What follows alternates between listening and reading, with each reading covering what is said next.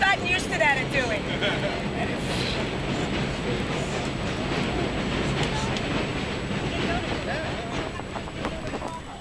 So anyway, I returned from being away, and I called Bonnie's mom and said what had happened. And at that point, I think the concert was July 4th weekend, right? July 27th. And of 1973, and I returned in August.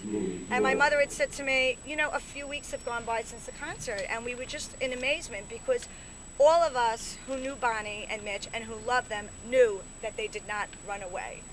Bonnie and Mitch both came from very loving families, very understanding families, and there was no reason for them to run away. And even if somebody still believes that, after 27 years, I think if they had ran away, they would have made some contact. We were all very, very close, and we were very close with their parents, so we knew that this hadn't happened.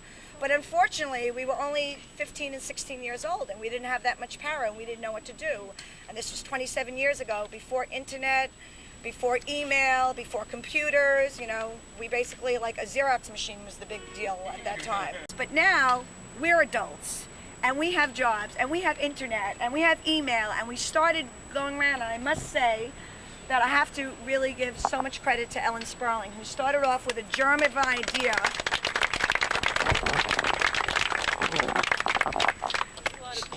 Yeah, but she started off with this germ of an idea, and all we wanted to do was to plant a tree. And as I said again, to quote her again, we never realized how difficult it was to plant a tree in Brooklyn. We went on. and emails back and forth on what kind of tree. We need a tree that's indigenous to the area, and I called the Brooklyn Botanical Gardens. Fred's visiting nurseries. I mean, this went on and on and on. And I'm so proud to finally stand here next to this tree commemorating Bonnie and Mitch and telling them how much we miss them. And what we really want to come out of this is and we have the media here, and we are so grateful to have the media here, because we want the attention of the Attorney General.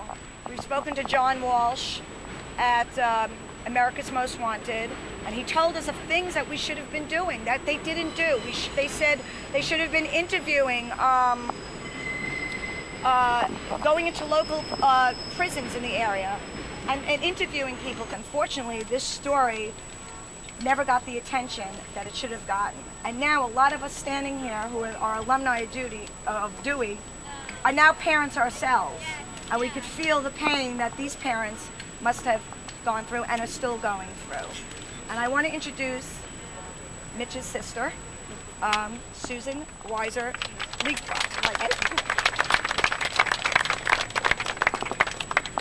I'm really choked up.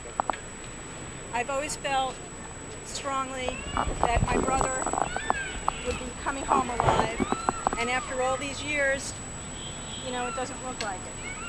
And to know that all you have been thinking about him all these years, it's just unbelievable to me. And I want to thank you all so much for caring, for thinking about Mitchell and Bonnie, and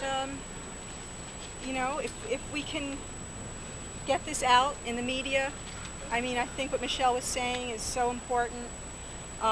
Eric Greenberg has been trying so hard to get this out in the media, and if we can work as a group to get this interest. They're reopening cases in the South right now. People have been found to have been murdered years ago. They're finding out who did it. I have my brother's baby teeth now. They can check for DNA. We have DNA. So if they find bodies, God forbid, I guess that's what we want. I don't know. I'm still torn about this. I still want my brother to be alive. I can't tell you how frustrating it was that we weren't taken seriously, that it wasn't important to anybody not in the media. I'm sorry, the media was terrific. In the police organizations, everywhere. I have sat at one police plaza before. Mitchell was not on the computer. They had national computers. And they wouldn't put Mitchell on the computer because he was 16 and a half. He was considered an adult. Now it's 18. I sat at one police plaza with Robert Davis. He was the head of missing people. And I sat with him and other police officers while they bullshitted me for an hour and a half saying they couldn't get Mitchell on the computer. And I said, look, I said, my brother doesn't exist for me, and he's not existing even in the files. How can this be? My beautiful brother doesn't exist. How can this be? Not even as a missing person, because they won't put them in a computer system all those years. Bonnie was in, thank goodness, because she was 15 and a half. So finally they say to me, okay, let me try to get a favor going up in Albany. And one of the police officers got in touch with somebody up in Albany, and half an hour later said, okay, he's in the computer. And finally, in 1980-something, he was finally in the computer system. However, years later, when I went up to Monticello, because I was told that a sergeant at the time, Sergeant Suarez up in Monticello, had gotten the case, and he had a feeling they were still alive and he still wanted to work on this case. And he was a very nice man. My husband and my son, we went up to Monticello, and we spent the whole day with Sergeant Suarez. And he was very helpful. And he said that there were no interviews, were done with anybody at this camp. There had been a delivery truck that had seen Mitchell and Bonnie get into a pickup truck. Nobody interviewed the delivery guy to find out what really, what did he really see? Was there anything else he could say? Nobody interviewed the couple who ran the camp that Bonnie was babysitting for. Nobody interviewed some other people at the camp. Nobody was interviewed. All you people knew Mitchell and Bonnie. Maybe you would have known some information on where their heads were at. Nobody interviewed anybody. And nobody interviewed me. Nobody interviewed my father. Nobody interviewed my mother. I'm a little pissed off about this. And I said to Sergeant Suarez, well, at least I got them on the computer. So he goes and looks it up on the national computer. This is a couple of years after Lieutenant Davis put it on. And guess what? They were never on he was never put on that computer. I spent the entire afternoon thinking I finally got my brother on the computer. This is what I have been working on for years alone, trying to get my brother and Bonnie's case to be thought of as important. I want to thank everybody here, and I'm sorry it took so long. It's just, I haven't been speaking for a long time, and, I really appreciate it. And, to know that other people are so interested and feel this way, it makes me feel very good. Thank you very much.